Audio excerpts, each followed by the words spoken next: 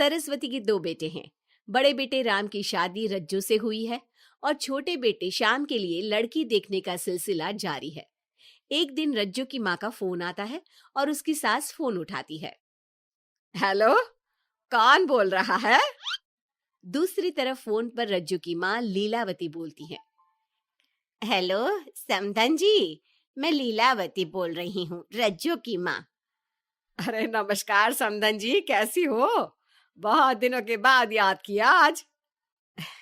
यहाँ पर तो सब कुछ ठीक है, बस मेरी तबीयत थोड़ी खराब है। अगर बुरा न मानो तो एक बात बोलूं? अरे कैसी बात कर दी आपने समधन जी, आपकी बात का बुरा क्यों मानना, बोलिए बोलिए। मेरी कुछ दिन से तबीयत ठीक नहीं है और यहाँ पर मेरी देखभाल करने वाला कोई नहीं। क्या आप रज्जू को कुछ दिन के लिए मेरे पास भेज सकती हैं? ठीक है, हम रविवार को रज्जू को छोड़ जाएंगे। इतना कहकर सरस्वती फोन काट देती है और अपनी बहू को आवाज लगाती है। रज्जू, ओ रज्जू, जल्दी यहाँ आना तो। क्या हुआ माँ जी, कुछ चाहिए था क्या? अरे नहीं, कुछ नहीं चाहिए।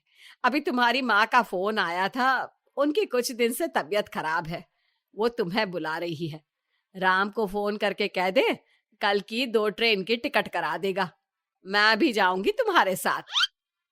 इतना सुनते ही रज्जू राम को फोन करके सारी बात बताती है और 2 टिकट के लिए बोल देती है। शाम को खाने के टेबल पर सब रज्जू के जाने की बात करते हैं। तब रज्जू का देवर श्याम कहता है। भाभी आज बहुत खुश लग रही हो, मायके जाने की इतनी खुशी, उफ। खुश क्यों ना हो देवर जी, कितने दिन बीत गए अपनी माँ से मिले, और इस बार तो मैं महीना 2 महीना रह कर ही आऊंगी। जब आपका मन करे तभी आना। अच्छा एक बात तो बताओ, वहां से क्या लाओगी मेरे लिए? देवर जी, कहो तो देवरानी ले आओ। वैसे भी सभी घर वाले चाहते हैं कि आपकी जल्दी से शादी हो जाए। श्याम शर्मा जाता है और चुप हो जाता है। इतने में राम कहता है। रज्जू, तुमने जाने की सारी तैयारी तो कर ली है ना? कपड़े तो रख लिए ना? थोड़े गर्म कपड़े भी रख लेना, वहां ठंड होगी, और जल्दी आने की कोशिश करना। ठीक है, मैं जल्दी आने की कोशिश करूंगी बस। अगली सुबह दोनों जाने की तैयारी करने लगी। राम उन्हें स्टेशन छोड़कर घर वापस आता है। कुछ घंटों बाद रज्जू और सरस्वती गांव पहुंच जाते हैं। रज्जू अपनी माँ को देखकर बहुत खुश होती है। माँ, आप अपना बिल्कुल भी ध्यान नहीं रखती, कितनी कमजोर हो गई हैं आप। अब बेटा क्या ध्यान रखूं, उम्र भी तो हो गई है, ये बीमारियां तो लगी रहेगी। बहन जी, आइए आइए बैठिए, मुझे बहुत अच्छा लगा कि आप भी यहाँ आई। अगले दिन सरस्वती अपने घर वापस जाने लगती है तो लीलावती से कहती है। बहन जी, ध्यान रखना आप अपना, आपकी तबीयत ठीक हो जाए तो आप भी रज्जू के साथ आ जाना। रज्जू के बिना तो घर सूना सूना लगेगा। अब सरस्वती अपने घर आ गई और घर की सारी जिम्मेदारी भी उस पर आ गई। एक दिन वो कपड़े धोकर छत पर सुखाने जाती है। बाल्टी में से टपकता पानी सीढ़ियों को गीला कर देता है और नीचे उतरते समय रज्जू की सास यानी कि सरस्वती देवी का पैर फिसल जाता है और वो गिर जाती है। ओह, अरे मेरी माँ मर गई, मेरा पैर तो गया। लेकिन घर में कोई नहीं था।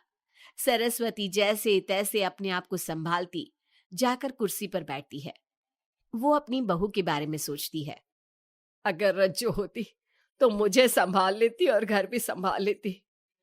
अब घर के काम कौन करेगा? मैं डॉक्टर के पास कैसे जाऊं? बहुत दर्द हो रहा है। जब राम और श्याम घर आते हैं तो अपनी माँ की ऐसी हालत देखकर वो जल्दी से डॉक्टर को बुलाते हैं। डॉक्टर सरस्वती के पैर पर पट्टी बांधता है और उसे आराम करने की सलाह देता है। राम कहता है। माँ, आप बस आराम करो, मैं रज्जू को खबर कर देता हूँ, वो कल ही यहाँ आ जाएगी। अरे रहने देना बेटा, उसकी माँ की तबीयत ठीक नहीं है, कुछ दिन में वो खुद ही आ जाएगी, उसे परेशान मत कर। माँ, अब हमें श्याम की भी शादी कर देनी चाहिए। कभी घर में कोई ऐसी परेशानी आती है तो कोई तो होगा घर संभालने वाला। आप और रज्जू की घर के काम काज में मदद भी हो जाएगी। कुछ समय बाद श्याम की शादी सीमा से हो गई। लेकिन सीमा ने तो आते ही घर में क्लेश शुरू कर दिया। वो छोटी छोटी बातों पर लड़ती और उसे देखकर रज्जू का भी बर्ताव बदल गया। एक दिन सीमा सुबह उठने में लेट हो गई और रज्जू ने नाश्ता बना दिया। सभी अपने अपने काम पर चले गए। जैसे ही सीमा अपने कमरे से आई तो रज्जू ने कहा, तुम साफ सफाई कर लो, मैं कपड़े धोने जा रही हूँ, जल्दी काम हो जाएगा। रज्जू की बात सुनते ही सीमा आग बबूला हो गई और कहने लगी, आज मैं उठने में लेट क्या हो गई? आप मुझ पर हुक्म चलाने लगी।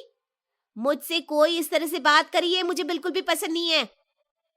अरे सीमा, ये किस तरह की बात कर रही हो तुम मुझसे? मैंने कोई हुक्म नहीं दिया तुम्हें। मैं तो बस काम को जल्दी खत्म करने की बात कर रही हूँ। उन दोनों की नोक झोंक सुनकर सरस्वती बाहर आ जाती है और दोनों को समझाती है। शाम को सब एक साथ खाना खाने लगे। लेकिन खाने के बाद जब सब अपने कमरे में चले जाते हैं और खाने की टेबल पर थाली यूं ही छोड़ देते हैं, सरस्वती को ये देखकर बहुत गुस्सा आता है। वो दोनों बहुओं को बुलाकर कहती है, तुम सब खाना खाकर चले गए, अब ये बर्तन कौन उठाकर रखेगा? मेरे लिए छोड़कर गई हो सारा काम। तुम दोनों को शर्म नहीं आती? अब दोनों बहुएं एक दूसरे के ऊपर बात टालते हुए फिर लड़ने लगी। ये देख सरस्वती परेशान हो गई। उसने दोनों को डांटा और उन्हें अपने कमरे में भेज दिया। सरस्वती ने जूठे बर्तन धोए। कुछ दिन इसी तरह चलता रहा। अब दोनों सास की नजरों में एक दूसरे को गिराने में लग गई। माँ जी, जब भाभी फोन पर बात कर रही थी ना, तो कह रही थी मैं अपने मायके चली जाऊंगी तो देखते हैं कि कौन काम करता है। अरे हम सबकी बुराई कर रही थी वो। बहू, किसी की बात चुपके से सुनना गलत है ना। तुम आज के बाद ऐसा मत करना। अब तुम जाओ, मैं रज्जू को समझा दूंगी। सरस्वती ने रज्जू से बात करके उसे समझा दिया, लेकिन रज्जू को अपनी देवरानी पर बहुत गुस्सा आया। अब वो भी सीमा की चुगली अपनी सास से करने लगी। अगले दिन रज्जू अपनी सास के कमरे में जाती है और कहती है, मैंने सीमा को बात करते सुना था। वो देवर जी से कह रही थी कि अगर हम लोग अलग कहीं रहे तो हम ज्यादा खुश रहेंगे, रोज रोज की लड़ाइयों से भी बचेंगे। सरस्वती को इस बात पर गुस्सा तो बहुत आया, लेकिन उसने कुछ कहा नहीं। जब दोनों बहुओं को लगा कि सरस्वती उनकी बातों में नहीं आने वाली, तो उन्होंने रिश्तेदारों और पड़ोसियों से एक दूसरे की चुगली करना शुरू कर दिया। जब सरस्वती को यह बात पता चली तो उसने इनकी लड़ाई को शांत करने का उपाय निकाला। रज्जो, सीमा, यहां आओ दोनों। दोनों अपनी सास के पास आती हैं। कल मैं घर में हवन करवा रही हूं।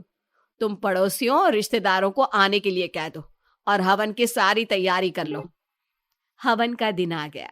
पंडित जी रामायण का पाठ करने लगे। माता सीता से महान कोई पत्नी नहीं।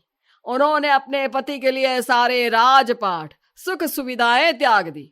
अगर कोई पत्नी अपने पति को परिवार से अलग होने को कहती है तो वो पाप की भागीदार होती है और बेटों को भी मां से अलग नहीं होना चाहिए। सीमा पंडित जी की बात बहुत ध्यान से सुन रही थी और उनकी हाँ में हाँ मिला रही थी। ऐसे ही रामायण का पाठ अंतिम सीमा पर आ गया, जिसमें विभीषण के बारे में बताया गया था। अगर विभीषण अपने भाई का भेद न देता तो रावण का विनाश नामुमकिन था। पूजा खत्म होते ही सीमा बोल पड़ी, तभी तो मैं कहती हूँ परिवार में आपसी प्रेम होना बहुत जरूरी है, लेकिन मेरी सुनता कौन है इस घर में?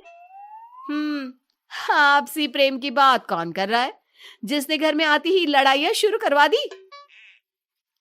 दोनों में फिर से नोक झोंक शुरू हो गई। सरस्वती दोनों को चुप कराते हुए बोली, अरे चुप हो जाओ तुम दोनों, पड़ोसी क्या कहेंगे, सब सुन रहे हैं तुम्हारी बातें। तभी उनमें से एक पड़ोसन बोलती है, सरस्वती बहन, क्यों चुप करवा रही हो अपनी बहुओं को? हमें तो इनके बारे में सब कुछ पता है। ये दोनों हमारे घर आकर एक दूसरे की चुगली करती है। तुम्हारे घर की हर छोटी से छोटी चीज पता है हमें। आंटी जी, हमने अपना समझ के आपको कुछ बता दिया तो इसका मतलब ये नहीं कि आप सबके सामने हमारी सास से हमारी शिकायत करेंगी। आप तो सबसे बड़ी चुगलखोर हो। सीमा की बात सुनकर सभी पड़ोसन उन्हें बुरा भला कहने लगी। उनकी बातें सुनकर दोनों बहुएं सबके सामने बहुत शर्मिंदा हुई। जब सब उनके घर चले गए तो सरस्वती ने अपनी बहुओं से कहा, अब तुम दोनों को तो बहुत खुशी होगी कि सारे मोहल्ले की औरतें हमारे ही घर में खड़ी होकर हमें ही सुनाकर चली गई।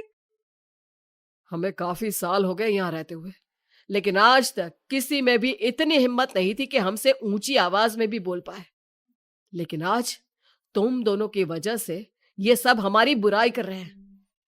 तुम दोनों ने ये सब अच्छा नहीं किया। सीमा, तुम्हारे इस घर में आने से पहले हम सब बहुत प्यार से रहते थे, लेकिन ये सब लड़ाइयाँ तुम्हारे आने के बाद शुरू हुई है। आज के बाद तुमने घर में किसी से भी झगड़ा किया तो मैं तुम्हें तुम्हारे मायके छोड़ आऊंगा, समझी तुम?